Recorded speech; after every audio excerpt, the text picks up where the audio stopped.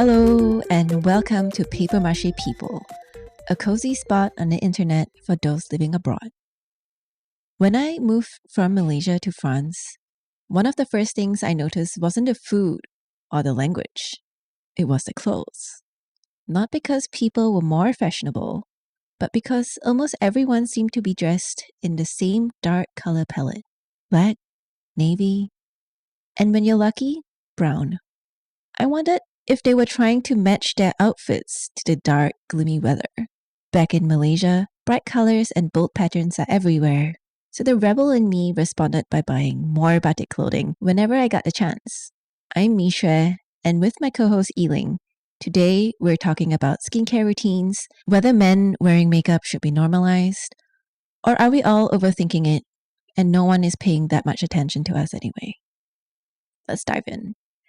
Welcome back, Misha. Happy New Year. Happy New Year, Yiling. What have you been up to? Did you have a good New Year's? Yeah, actually it was really nice. I cooked with my mother-in-law and we made like a 4-course meal. Wow. And then we just watched some fireworks from where we were at. So we didn't need to leave the house. It's actually really handy to have neighbors who like playing fireworks because you don't need to buy anything or do anything and you can just watch. Nice. How about you? I was at my uncle's in Nagano and it was quiet New Year's at home. We had a very warm dinner together and I never really watched TV over the New Year's in Japan. But this year I had a favorite little snippet. It was the last few minutes of 2025 and it was a cartoon showing a bunch of snakes leaving the convenience store and going home like vandals, like bye.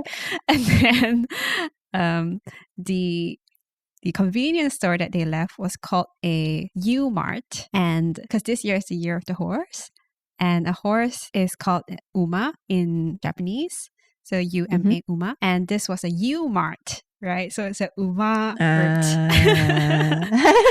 And the cashier was a horse. And so when it turned the New Year's, then there was this whole song and dance by this horse cashier in the U-Mart. That's really cute. What really hit me was this was kind of like a tribute to the convenience store people because everyone was home celebrating New Year with family and friends, but they are still running the convenience stores. Yeah, I thought it was very heartwarming kind of way to welcome the New Year's. It's kind of funny to me that, you know, like the New Year's show is about convenience store. It really shows how convenience stores are a part of Japanese culture. Yes. Okay, other than this, what's going on in the world, Yiling?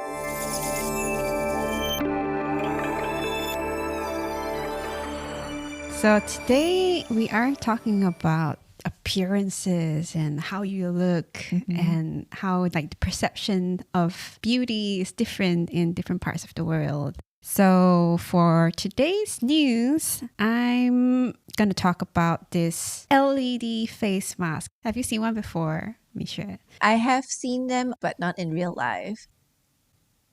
Are they sold in Europe? Are they commonly available in stores? In stores, no. Probably you have to buy it online. I first saw them in like stores and online on Amazon and through ads. But then I never really thought about it until I had a colleague who came from Sweden and his wife specifically asked him to buy a Yaman red light therapy mask. So it's the full face one and including the neck piece. And when you put it on, you look like some sort of bionic person. Yes, you do. It was quite pricey. So he bought it at the airport and I think it costs like 100,000 yen, which is like 1,000 USD. Then I started to look up, are there like similar types of product? And when I went to Cosme Beauty, which is like this beauty product ranking in Japan, it's really big. When you go to the drugstore, you can see a lot of items that are labeled like Cosme #1, and they would be like the best-selling products. Apparently in 2025, the best-selling beauty product, like electronics, was this red light therapy pen. So instead of the Okay. full-on face mask that costs a big buck, Yeah. it's portable, it's small, it's just like this pen thing that emits light, and you kind of apply it after your general beauty routine. And that only costs about $70 in comparison. Okay. But Yeah. what do you think? Do you believe in this? When I first heard about it, I thought it was a gimmick, but I think there are quite a few studies showing that it works. And even someone I know who is like a professional athlete uses it to heal more quickly. There have been multiple articles out there who actually say that it's backed by science. Red light, for example, goes deeper into the dermis, and it helps with skin rejuvenation and stimulating collagen. Whereas near infrared light that starts at 800 nanometers, apparently, it can reach even deeper, and it improves circulation and ensuring cells get more oxygen and nutrients. So apparently they do have measurable advantages to like reducing fine lines, wrinkles, and skin elasticity. So I'm actually quite sold after reading up all of this.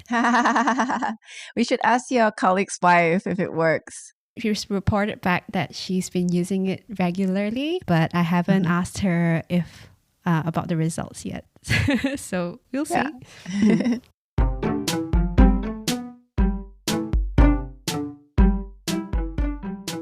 And speaking about skincare routine, what's your skincare routine, Misha?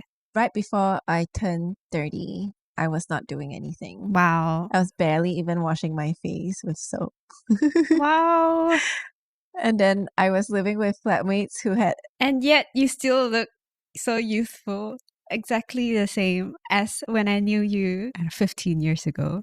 Thank you. Yeah, and then I had flatmates who had a whole routine with like toners and serums and so on, and I had to ask them like what a serum is. And so I thought, okay, I am getting older and I should take preventative measures rather than waiting for the wrinkles to come before I do anything. So around that time, I started using sunscreen regularly, and I bought myself some vitamin C serum and always make sure that I use some face and body lotion every day. I think you would be one of like the rare cases if you were in Tokyo only starting skincare in adulthood. I think in Japan, girls especially probably start skincare from preteen, early teen, and makeup, and they definitely straighten their hair sometimes. So these kind of awareness of skincare and makeup starts really, really young in Japan. Yeah. I think surprisingly, growing up in like such a sunny and hot country, we didn't have enough emphasis on the importance of sunscreen. And I read recently that a lot of the skin damage that will surface up later in life is damage that has been done in the first 20 years of your life. Oh no. And I thought, well, that ship has sailed. Yeah, I didn't really use sunscreen in my teens either. And I'm starting to see the effects. I'm getting like sunspots. Yes, me too. Yeah. I've never really had much problems with my skin, but I do have a lot of problems with my hair. So when I was younger, my hair was just silky and straight. And it was just, I didn't even think about anything. I didn't have to do anything with it. Yeah. I just washed it with regular shampoo. I conditioned sometimes because, my mom just bought conditioner. And I blew dry it if I wanted to. I left it wet if I didn't feel like it. And it was just not a problem until I hit my late 20s. Then I just my hair just totally changed. It became really frizzy, unruly. It's like impossible to keep it. Like no matter what I do, unless I iron it with an iron, it's not going to look straight and silky. And it's like the more you iron it, then the more the dry it gets. brittle your hair becomes. And it's like this vicious cycle. With beauty and appearances, we all want something that we don't have. So when like kids want to look like adults, adults want to look like kids. And when you have straight hair, you want it permed. When you have dark hair, you want it light. And what I learned is that, you have to just try to see the beauty in yourself. Work with what you have. Exactly. And I think somewhere in the world, there's someone who wants to look like you. So just embrace what you have. Misha, no, it's not always the case. I mean, I understand the ideal, but let me tell you, when I was 14 and 15, I was furry like an ape. You are not furry. Okay lah. I was very self-conscious about it.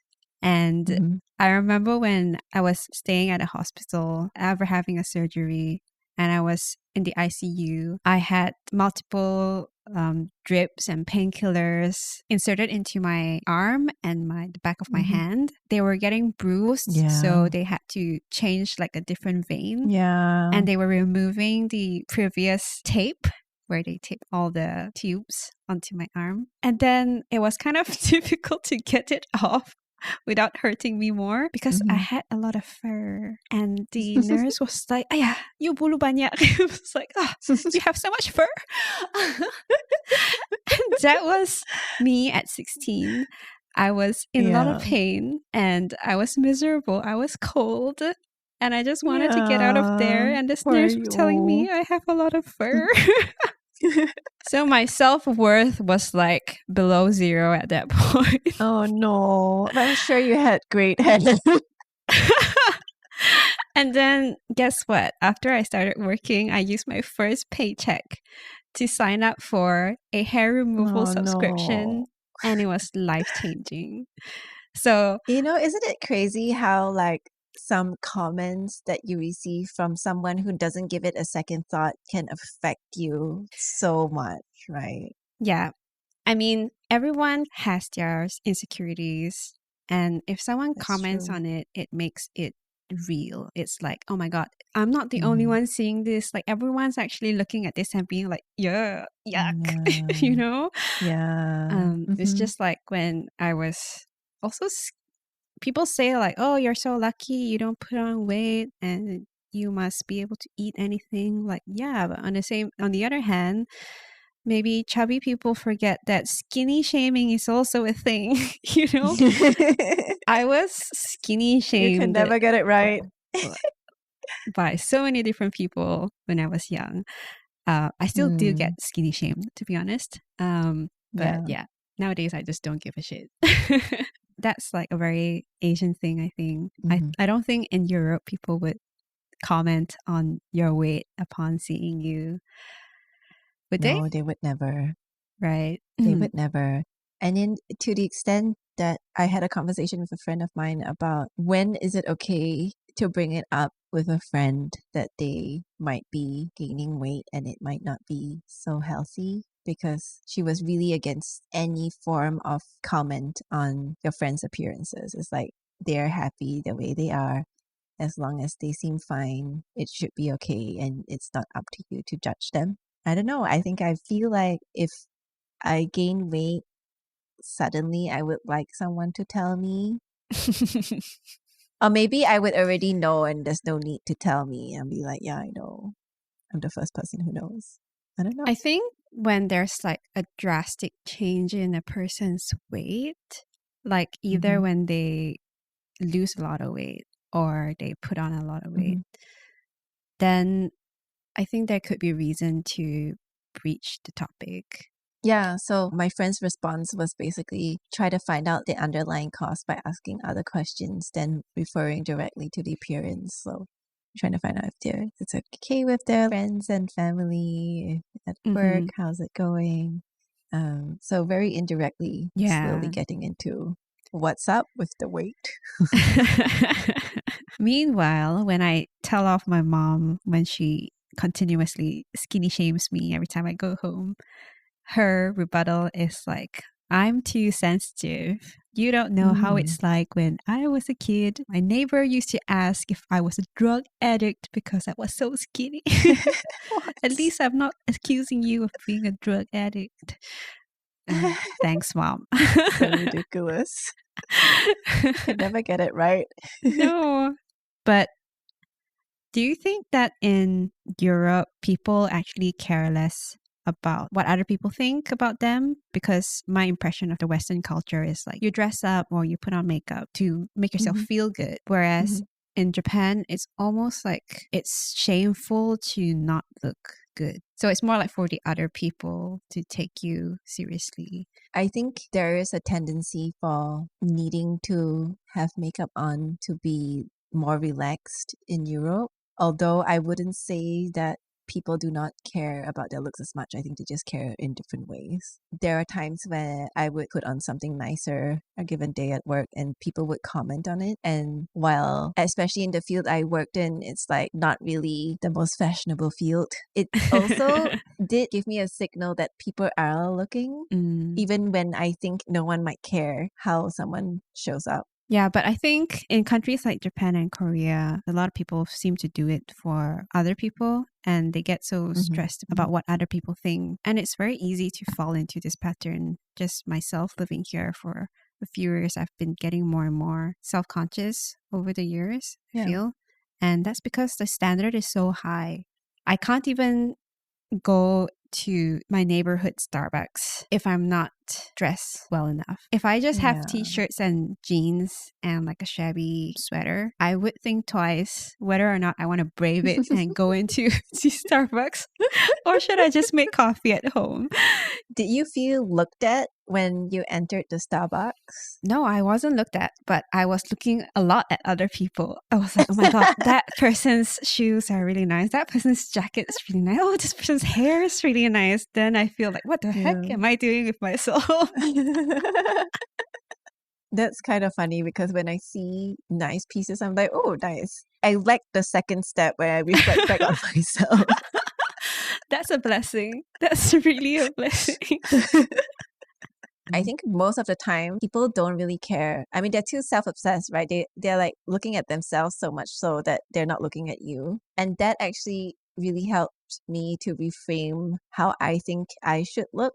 Yeah, I totally agree with what you say because you only notice people who look good and you don't notice the people who look average. And so as long as you have a decent pair of like shoes and like you don't smell bad, you look like you combed your hair, and then it's usually fine, right? Yeah, hygiene is important. Yes. Yes, hygiene is very, very important. But I guess the feeling I get, like the hesitation that I get when I go into that Starbucks is I want to look beautiful too, you know? But Eileen, you do look beautiful. It's not about, oh, other people look at me and every time I see you, I'm like, ooh, looks good. Thank you. Aw, that's so sweet. I think you need to dress well to get the confidence from your outfit.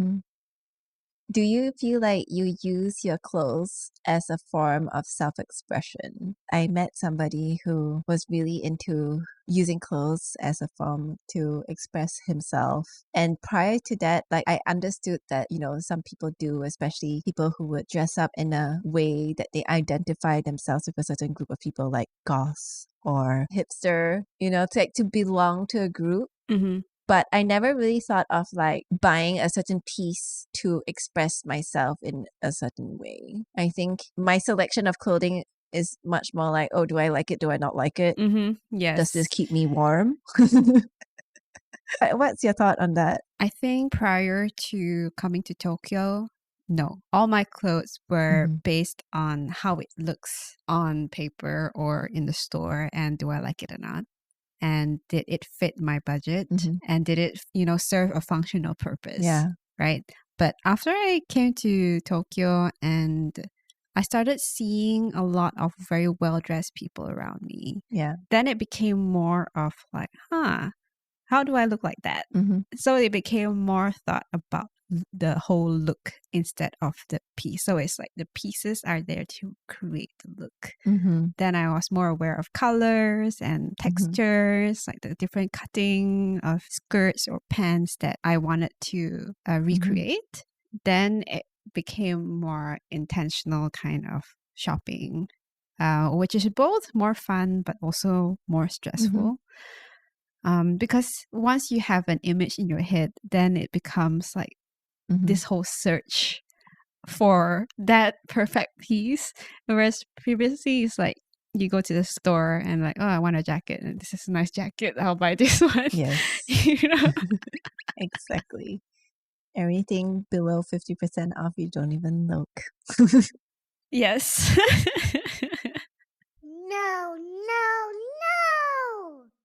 You know, you were mentioning how it's hard to like find the right clothes for yourself. It used to be that we would have a few sets of clothes, but they were tailored to our bodies. And now with fast fashion, we are tailoring our bodies to the clothes that are in the store. Yes. And I think that's also like a huge source of insecurity. I felt it in particular during the skinny jeans trend, and I couldn't get into any of them. If the legs fit, the waist did not fit, and vice versa. And I'm so happy about the big loose vibes that's going on right now.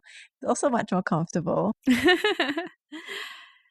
Yeah, I totally get what you mean. But in that sense, I think you have more options if you're a man, if you're into tailored clothing. Because in Japan, for example, there are so many tailors. And of course, there is a limited framework that you have to work within, which is suits.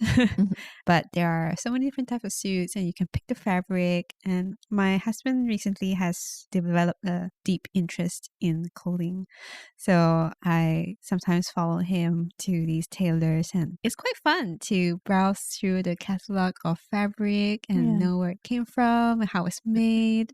This pattern was like classic from like this area or this time, and then you make it in a certain cut. It can be an Italian suit, it can be a British suit, and it's just so much knowledge and history in these things. And I kind of wish we had the same for like women's clothing. Women used to wear a lot more dresses back in the days, even like for Chinese, it's like the cheongsam and the hanfu. And I think it's actually a trend now. Like those are coming back. Yes. So even in China, a lot of people are looking to buy hanfu instead of the Western clothing. So much so that Adidas made like a hanfu with the Chinese buttons. Oh, really? I didn't know that. I hope we can bring back tailors. Maybe with AI, we can have AI tailors. AI tailors? What are they going to do? What? You can take your measurement. They can create the clothes for you. Oh, it's your personal tailor. Isn't that wonderful? Then they have to have robots cutting them. No, I think like tailoring is probably slowly becoming a lost art in a lot of countries. But whoever who knows a good tailor out there in KL, please let us know because I really like tailored clothing. So, like, completely for women, everything is just like off the rack. Unless you're buying a suit as well, you can't really get like a custom made skirt or custom made dress unless you're like uber rich. Or I don't think that's something like normal people do, right? And I've been searching for a pair of nice slacks for the longest time. And the first time I started paying attention to like the type of cut that I wanted, I had to look for 3 whole weeks until I went to this store and I just looked at a pair of slacks that look kind of like what I wanted. I was so tired that I just bought it. And it was not cheap and it was polyester, so I was a little bit sad about that. But it was the closest that I could find for the look that I want. Now I'm again on the hunt for a nice straight cut, but not baggy, fitting in the hips, but not too short, you know? And I mean, the length they usually can adjust for you. But it's just how everything fits in the crotch, you know? I kind of have this problem where I kind of have a small butt. So I don't want it to look baggy, yet I want it to look flowy, you know? I want it to look like it swoosh, swoosh, swoosh when I walk, but I don't want it to be like your yoga pants or something. I want it to look still kind of formal. So it's like I see. flowy but proper. And it's impossible. It's impossible to find it, I feel, without having to go to a tailor's. Yeah. I actually bought a pair out of desperation. Yeah. And I tried it a few times at home and I decided no, it just looks too bunched up when I sit down in the crotch. So I had it returned. Oh no. Yeah, I mean, when you sit down and there's just like this 20 centimeters of fabric just Yeah. bunching from your crotch, it just doesn't look good, right? Ooh. Oh, so you're even considering how it looks when you stand and how you sit? Yes. Something I thought was pretty cool when I came here was that my flatmate at the time would buy clothing in a secondhand store that is too big for her, and then she would tailor it herself. Of course, it takes Nice. skill, but I thought it was a really cool thing to be able to do. And at some point, I was convinced and I wanted to buy a machine for myself to tailor things myself. And I looked up a YouTube video of how to thread the machine, and I was like, nah, no. Not for me. Maybe we can learn it as a new hobby together. So my husband is going to start learning how to make a pair of pants. So he told me that he would make me a pair of pants. Oh, So I'm wow. looking forward to that. Awesome. Can he make me a pair of pants too? Let's see how mine turns out first. And you can judge if you want one. Speaking of clothes, though, I feel like women get more comments about their appearances much more than men. And like sometimes I would go to work and people would say, hey, you know, nice whatever that you're wearing. And the same person would say hi to a man in a different way, just like talking about, I know, things they done over the weekend or something they read about, like whatever, but not the appearance. And sometimes I think, like, why can't the women get more interesting conversation topics than how we look like? And then therefore being pressured to look in a certain way, you know. The worst part is that sometimes I find myself doing it when I run out of topics. Then I'm like, oh, nice, whatever. And I hate myself for doing that. But why? Is it that bad if you're like complimenting someone from something that they put thought into, like a new pair of earrings or a new pair of shoes? I guess part of me wanted the culture amongst women to be more than just our appearance and go in depth into their person, you know, not just what they happen to be wearing that day. I guess I'm a bit frustrated at the amount of pressure that we have to look a certain Yeah. way. I think especially if, like, let's say you're in a group of friends and everyone seemed to have gotten a compliment for something and maybe you haven't, Oh then no. I would feel kind of like, oh no, have I like not put enough thought in how I look? Like, Yeah. It's so funny because like the first few times I received those compliments, I prior to that never had any of those kind of compliments. I kind of froze. I was like, I'm not really sure how to respond. Do I say thanks? Do I compliment them back? What do I do? mm. And my first thought is also like, and how about all the other days? Did I look bad?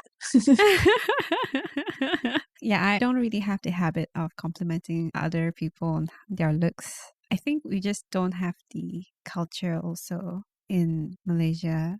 Usually you would just comment if someone looks healthy or unhealthy, fat or skinny. Yeah.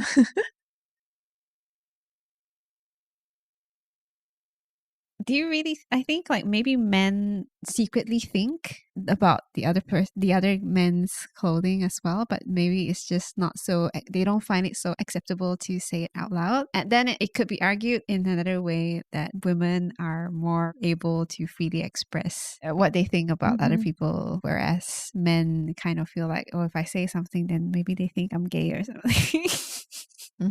Yeah, and when I went to Korea recently, I saw a section for men's makeup in the makeup store, and part of me had this Schadenfreude in me that I was like, if we have to do it, you have to do it too. True.